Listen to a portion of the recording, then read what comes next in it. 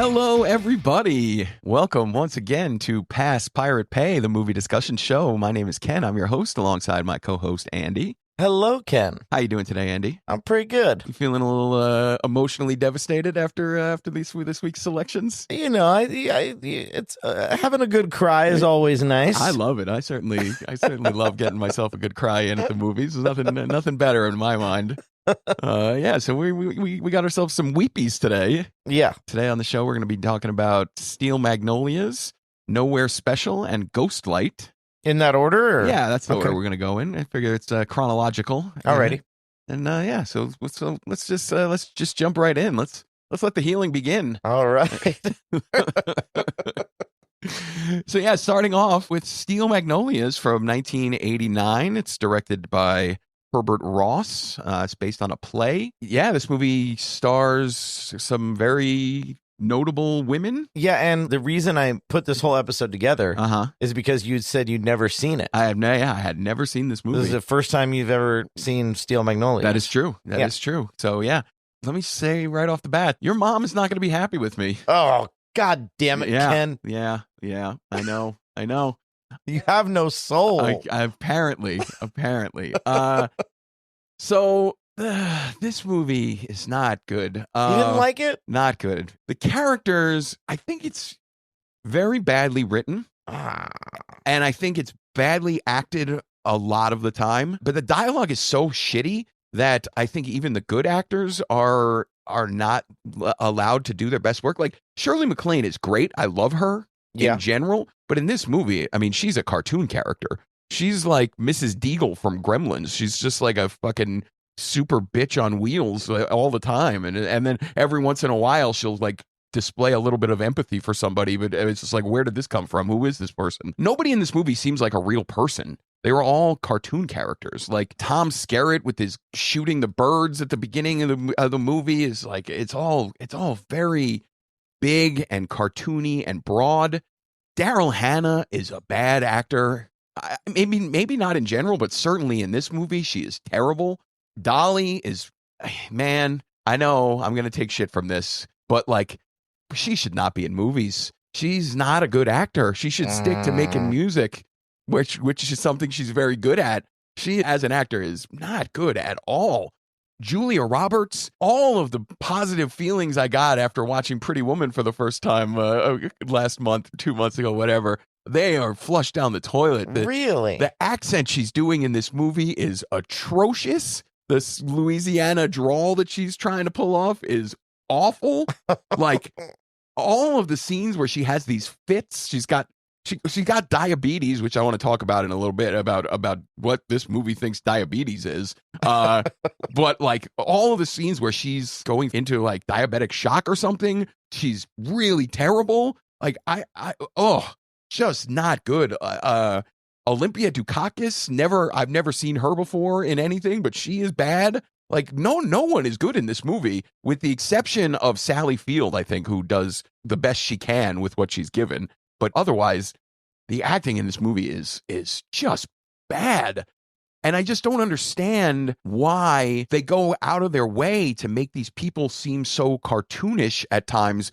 And then we're supposed to feel things for them, right? Because this is supposed to be a very emotional movie, you know, but like, I have a hard time mustering any kind of feeling for these characters because they're so non-realistic. Like they're just, like I said, it feels like cartoon characters. Yeah. I love Steel Magnolias. Wow. Yeah. This one was not for me. I liked it. And I hadn't seen it in a really, really long time. And I rewatched it for this. And I liked it again. Yeah. Yeah. I kind of miss those like late 80s to mid 90s, like mid-budget movies. Yeah. Like a movie like Good Will Hunting, or, you know, one of your favorites, Shawshank Redemption. Oh boy. Or like this one. I miss like these, I don't know, they're like comfort watches. I like them. I mean, I love Good Will Hunting, of those movies you mentioned, but yeah, this movie, I don't know. I love a good, I mean, we're going to talk about the other two movies we get when we get to them, but like, I love a good emotional roller coaster, like put you through the ringer movie. I think it's one of my favorite types of movies, but this movie was just not executed well. I don't understand what the appeal of this movie is. It totally is lost on me.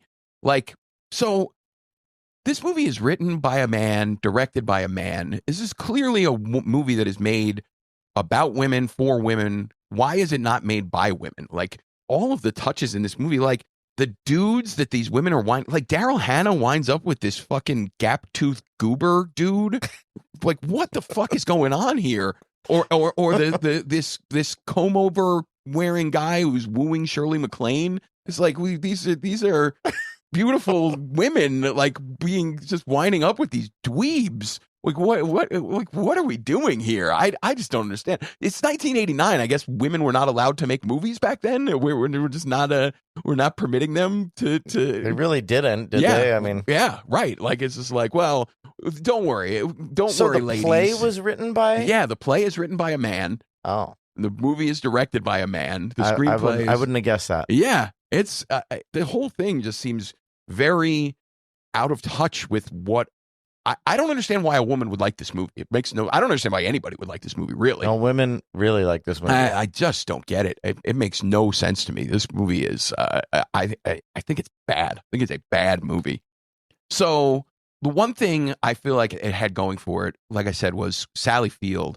There's a scene in Graveyard where she just kind of comes unglued. Yeah. And I like her performance was so powerful in that scene that it almost started to redeem the movie for me. Yeah. But then after that, the movie just devolves into this really super sappy garbage ending about, life moving on. And there's all kinds of like quasi-religious things happening in this movie. Like people are talking about God all the time, but well, it's a self. Yeah. I didn't buy any of it. I just didn't buy anything in this movie. So I want to talk about, I don't know what diabetes was like in the 80s. Like, yeah, did they not have treatment for insulin was not available for people? I don't like Julia Roberts at one point. So she has diabetes and she has to get a kidney transplant because her diabetes is so bad. And at one point, she's talking about how she has to have a baby because no government will allow her to adopt a child because she has diabetes. Is this real? Is this real life? Type 1 diabetes, it'll kill you. Like, it normally kills people. Like, she's not allowed to. Her husband is a rich lawyer. She's a rich. I don't know about woman. the adoption. She's not allowed to adopt a baby because she has I don't know diabetes. about that. So what the fuck is? I don't know about that, but I'm thinking like if you're going to adopt a child, they ask you, "Will you die soon? Is there something that will make you die?" And you have to say, "Yeah." I guess but I don't know. I don't know the ins and outs of that. Yeah, it's very strange. It's the whole thing. Like I said, I don't know. I found the movie to be very unbelievable in the worst possible ways. Like, when I watch a movie like this where it's supposed to be getting some kind of emotional response, I want a reason to have an emotional connection with the characters, and this movie did not have that at all. This was absolutely. Oh, I did. Awesome. I think it's Dolly Parton's best performance out of all the ones I've seen. I found her to be so not believable as an actor. I just I don't know, the way she delivers lines is this not. Oh. Yeah. So this one did not do it for me. I don't know what else there is to say. Yeah, I could really have done without this movie. Wow. Yeah. I'm like the opposite, man. I've always liked it. It's very strange. I think I saw it when it first came out. Yeah. So I was younger. I was like in high school, I think. When did it come out? 89. I was barely in high school. I was like in junior high. Yeah. And I remember liking it. I remember thinking it was good. Spoiler warning. Steel Magnolias. Spoilers ahead. Skip to the next chapter or minute marker, 10 minutes and 50 seconds to hear the verdict. You have been warned. After Julia's character dies, they're all talking about like Sally Field is her mom, and she's talking about her baby's never going to know what a wonderful person she was. Like, there's no sense in the movie that she's a wonderful person. She's like a spoiled rich kid. Like there's no she doesn't seem to have any redeeming characteristics at all while she's I'm alive. sure to Sally Field she's a wonderful person. But like, why as her mother? Why can't we show her being a good person? Like she's not a monster. She's not good in any way. Like I don't know. I just don't get this movie. This is one of those ones where the appeal of the movie is totally lost on me, and I just can't. All right. I can't figure it out. Can't figure it. It's one big miss for me. Oh no. Yeah. All right. So is that it? Yeah, I guess that's it. I don't want to. I don't want right. to keep. I don't want to keep right, shitting on your movie here. So what would you give Steel Magnolias? Yeah. A pass, pirate, or pay? Yeah, this was a hard pass for me. Yeah, it's a pay for me. Yeah. If I had paid for this movie, I would have been very upset. Yeah. Do you think if you went and saw this movie with your mom, she would like it? I have no idea. I honestly don't know. My mom loves this movie. Yeah. I honestly don't know. I don't think so. I don't think my mom would like this movie. I don't know. I'm not sure. I don't know if moms tend to like it. Yeah. Yeah, my mom's weird though. She's not a typical mom type movie person, I think. Okay. I don't know. I don't know if she's ever seen it. I honestly don't. But I wouldn't wish it upon her.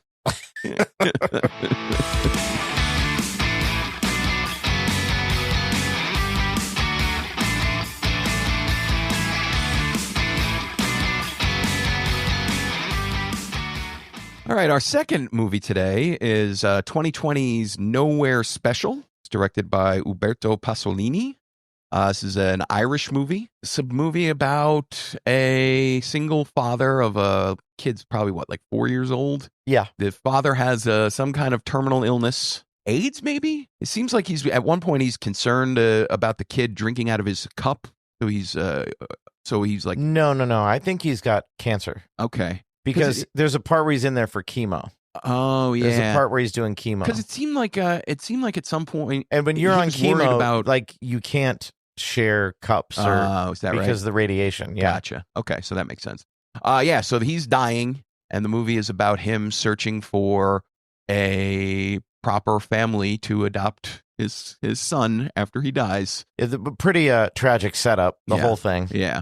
The mom is just abandoned them, and so he's just the father and his son, and man, so this movie is like relentlessly sad, like just it is, but it's not. It doesn't really beat you over the head with it. It really feels low key. Yeah, I feel like this movie, it feels very not American. Like it seems like the American version of this movie would be so much bigger. Like more like swelling orchestral music and shit like that. Yeah. Where this movie feels very small, but just like this undercurrent of just really horrible sadness throughout the whole thing. Yeah. But I really appreciated the way that this movie doesn't beat you over the head with how awful it is. Yeah. So there are a lot of scenes of him, like the father auditioning new families to take over for his son. Yeah. And it seems like the families keep getting worse and worse as he's going on. Like the first family we see is like a rich family, and the father is a window washer, so they're not rich people. Right. But there's a wealthy family who are really looking forward to adopting this kid, and it's just like, well, why don't we pick this family? These people seem amazing. Like they have a yard, and it's everything is green and lush and separate, very different from the situation the kid finds himself in. Yeah. But I guess when he meets with another family, a poorer family, they're talking about like people should be staying with their own kind. And it's just like, maybe that's what the father is thinking, where he's just like, he doesn't want his kid to grow up bougie or whatever. But yeah, it's really strange. But like I said, the whole thing is very quiet. It's a very quiet movie. And we talked about these movies as being emotionally devastating. Yeah. This one felt the most of the three that we watched. This one feels the most like that to me. Yeah. It just I felt kind of like hollowed out inside by the end of the movie. There's not a lot of like really terrible things that happen. It's just, you're just watching. the little kid in this movie is like maximum sad-faced kid, right? Like he is so. I thought he did a pretty good job. I thought so too. But there's like, he just says these adorable little things like, I want a puppy, or like, what does adopt mean, daddy? Like, it's just like, it's like. Because he's right at that age where you don't really understand things. Yeah. But you're starting to. Right. Like right on that line. Yeah. So the movie, for the first part, the father doesn't want the kid to know that he's dying, right? He's just like, we're going to get this kid a new family and he can forget I even existed. He's just going to have his own. This is going to be his family from now on, and he'll forget that I ever existed, and he doesn't have to learn about death at this point. But then it just like slowly becomes apparent that you can't avoid the kid learning about death, about his father's dying. Yeah. And so we start to watch the kid develop the very basic understanding of what death is, like, is a bug? Is that what it was? Like, I think it's a bug. Yeah. And like, so the kid gets explained, the bug was alive and then the bug is dead. It was just like, it was very sad. There's a scene where the guy's washing somebody's windows, and the guy whose windows he's washing, like, bitches him out about doing a shitty job washing the windows. Big asshole. Yeah, he's a real dick. And then the father comes back afterwards and eggs the guy's house, and it's just like, what is this scene about? But it's really weird because it's the only time you see the father get emotional, like he get pissed off at any point in the movie. It's very strange. But yeah, this movie's a real like slice of life kind of thing, right? Where it's just like, it's very matter of fact about the things that happen. Nothing feels big. It just feels like life, Yeah. And yeah, I don't know. I thought it was a really interesting way to tell this very tragic, horrible, sad story. Yeah, it's just a really small story too. Yeah, like it's zoomed in. Yeah, Yeah. So what winds up happening is there's a single woman, and she's very interested in adopting the kid, and she seems great, right? And it's really weird to think that the best family for this kid will just be this one lone woman, but like at the end, that's who we wind up going with. That's who we wind up sending the kid to. And like, the movie just does a really good job in a very short amount of time setting up the fact this woman is clearly the right choice, right? She seems like she's going to be a perfect mother to this kid. I didn't get clearly the right choice. Oh, really? Yeah, I thought there was definitely one family, the family that like gave him the stuffed animal and wanted it back. Right, yeah. Like that family definitely know. Yeah, for sure. But the other ones, I thought that it was kind of a toss up. Yeah, like, I thought it could have gone any way. Yeah, I don't know. The scene where they're auditioning the woman, I was like, wow, she seems great. She just seemed like the best to me. She seemed like I was really rooting for her to win. I don't know. And then when the movie ends with her, taking the kid in. Like, okay, yeah, this is the right choice. We did this right, Where did you hear about this? Where did you come up with these movies? Because I had never heard of this. I don't know. I watch a lot of compilations on YouTube of movies you might have missed. Yeah, and that came up on one of them. Interesting. Because I enjoyed, I guess is not the right word. But this movie did a good job. It did its job. I didn't feel condescended to in the way that I did. I think that is the hardest part to do about making movies like this. Yeah. Going overboard. Right. And the ones that don't are the ones that are the best. Yeah. Yeah. It's just, like I said, it feels like a small movie in the best possible way, I think. I enjoyed it. I'm glad I watched it anyway. Yeah. All right, Ken. So what is it called? Nowhere Special? Nowhere Special. What does Nowhere Special get from Ken Franco? Is it a pass, pirate, or pay? Nowhere Special is a pay for me. Yeah, it was a pay for me too. Yeah. Yeah, I dug it. Yeah, definitely worth a watch.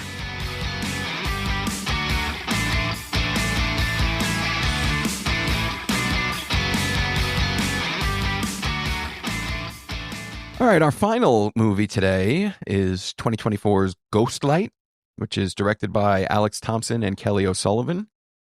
So this movie is about a family that has lost a son to suicide, which you get pieces of. Yeah, this movie plays its cards very close to the vest, right? It doles out information very sparingly as the movie goes on, which I think is a good tactic for this movie. Yeah, you don't really learn what happens. Yeah, you're kind of getting everything piecemeal as the main story plays. Right. So this movie, the cast is all unknowns, basically. I want to say they're not actors. So Dolly De Leon is in this movie. She got an Oscar nomination a couple years ago for Triangle of Sadness. And who is that? She's the little Filipino lady. Okay. In the acting troupe. Yeah. So she's the only person I had heard of in this movie. But yeah, the main family in the movie are played by a real life family. So it's Keith Kupfer and Tara Mallon are the parents, and Catherine Mallon Kupfer is the daughter, so they're a real life family. So Keith Kupfer is the main character. He plays the father, Dan, and I looked him up. He was in The Dark Knight, so he is an actor. But I've seen The Dark Knight a bunch of times. I couldn't tell you who he is. Is he like a henchman or something? I don't know. I have no idea. But he is an actor. But man, I feel like the quality of the acting in this movie is spectacular. Oh, I'm glad you said that. Yeah. I didn't know where that sentence was going. No, I like it's funny because the movie, Dan gets involved in this community theater production of Romeo and Juliet. Right. He's like a construction worker. He's a construction worker. And, his family is going through this thing because they're just lost their son. And everybody in the family is like going through this emotional process of dealing with the son, and Dan is like totally closed off.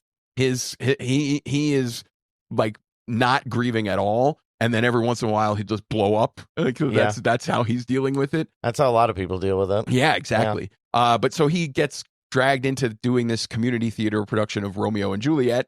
So there's a lot of people who are acting as like bad actors in this movie. Yeah, and that is a really hard thing to do, believably, right? And then they pull it off really well. And then the scene where at the end we're watching Dan play Romeo in Romeo and Juliet, and like he's legitimately good as Romeo. Like it's weird because he's an old man, and then it's just a weird community theater production, right? But like he's like, I'm watching him play Romeo and like crying at his performance in this Shakespeare play. It's really crazy. But yeah, I've never heard of these people, but their acting is so good in this movie. Yeah. Like this is a movie of very big emotions, right? Like there's a scene at the end of the movie where we finally learn what happened because their son has killed himself because his girlfriend is leaving the city and they're going to be forced to break up. So the son and the daughter, they have a suicide pact, and the daughter, like Romeo and Juliet, which is a little bit on the nose, but whatever. But yeah, so the girl winds up surviving. They take a bunch of pills, and she winds up surviving, and their son does not. So because she got these pills from her family, they're suing her family for the wrongful death of their son. Yeah. So the way we find this out is through a deposition in the lawsuit where Dan is, spelling out what happened. Yeah. And the whole thing I thought was really well done because this movie is all about performances because it's about a theater production, but they're also doing this deposition and they have rehearsals for the deposition also. Yeah. And then as they're doing the deposition, the thing is being filmed and it feels like the deposition is a performance. Right. And so while Dan is telling the story of what happened with his son killing himself, he is going through these huge emotions, and like it was kind of like ripping my heart out watching it happen. Yeah. Like, whereas Nowhere Specials did this very small version of grief, this movie does a very big version. Mm-hmm. But I feel like it earns its big emotions through the quality of the acting and the writing. It's just like I just feel like it's a really, really well made movie. Yeah. I don't know how this movie came and went without my having heard about it. This is another one where I don't know where you found it, but holy shit, man, this movie really killed me. I I was very much sobbing throughout this movie. Yeah. This one was emotionally devastating. This one got me real good. Like, yeah. So I feel like this one and Nowhere Special both did the thing that they were trying to do, where Nowhere Special was very small and it just made me feel, like I said, kind of hollowed out inside. Yeah. This one just like took me and is like, you are going to sob. And like, I was like right there along for the ride with what this movie was doing every step of the way. Like, once I figured out that his son killed himself in a real life Romeo and Juliet kind of situation, I was like, ugh, that's kind of cheesy, but I didn't even mind. It didn't affect me at all. It didn't affect my enjoyment of this movie at all. The fact that it's so on the nose, you know? Yeah. It just, like I said, it earns every emotion that it brings. That's what separates this from Steel Magnolias to me. Steel Magnolias feels like, why should I care about these people? Why should I care about the characters in this movie? They're not believable or real in any way. And this movie feels like real people. And yeah, I totally bought in and I cared very much about everything that these people were going through. It's really, really emotionally devastating, but it's also a lot of lighthearted moments to it. Like, it's fun at times. The theater production, the rehearsals, all that stuff was good. Yeah, it was like a good time. And the rehearsal process in this movie feels almost like a therapy. Yeah, exactly. That's what it is. It's like there's an actual scene with a therapist, and Dan just can't do anything. He's not ready to, bare his soul for a therapist in a therapist's office, even though his family is like begging him to show some kind of emotion. Right. But when he goes into this theater, that's where he's actually able to do it. Like they say, when they recruit him for this thing, Dolly Leon's character, she tells him, it seemed like you could use the opportunity to be someone else for a little while. And it seems like what the movie does is gives him this opportunity to step outside of himself, and that's how he's actually able to connect with his own emotions, by being somebody else. Yeah, and that's what acting can do. Yeah. Like, acting is really, really hard. Yeah. It's really hard to do. This movie made me want to go like find a community theater production and be in something. They exist. Like, I've got numbers for you if you want. There's and it's fun. It's super fun. And it is therapeutic like that. Yeah. When you have to lay bare your emotions, when that's your job to do that, it is therapeutic. It feels cleansing. Yeah. The actress who plays the daughter, I think, is spectacular. Like, her grief is manifesting in anger, right? Like, so for the whole movie, she's just pissed off at everything. Yeah. But then, like, you get to see the person that she was before this tragedy happened, where like you get little glimpses of it, like the scene where she's singing in the karaoke bar. She's doing this number from Oklahoma, and like she's like, oh shit, this is like a really fun and talented young woman whose life has just been completely ripped apart by this tragedy. But when you get to see the glimpses of who these people were before the tragedy, it feels so good. And man, I don't know. This movie, I loved it. I'm in. I'm totally in on this movie. Right on. Yeah. I'm glad you liked it. Yep. I was hoping you would, but I never know. Yeah. Yep. Preview. When we do our best of 2024 episode in a few weeks, this movie will be making another appearance. Yeah. This movie, it really got me. It really got me good. Oh, right on. All right, Ken. So yeah. Does Ghostlight get a pass, pirate, or pay? Oh, big time pay for me from Ghostlight.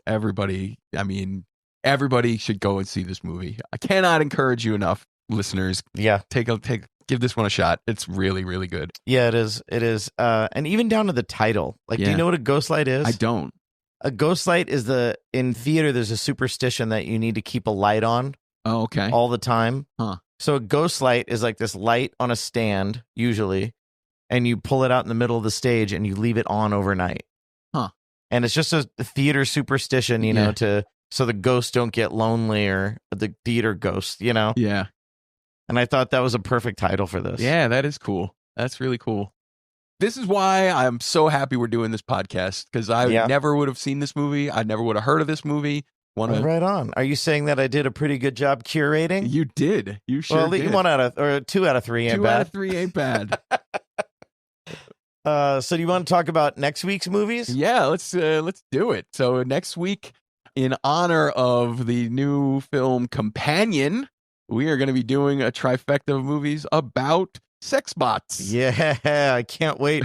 Not only can I not wait for the episode, but I can't wait for actual sex bots, because we are living in the future. It's coming. It is coming. I think it might be. So yeah, we are doing Companion, and then we're also doing Subservience and Cherry 2000. So catch up. Let's do it. Seems like it's going to be a little less heavy. Get your Dune popcorn bucket and catch up with sex bots. So we'll see you next week.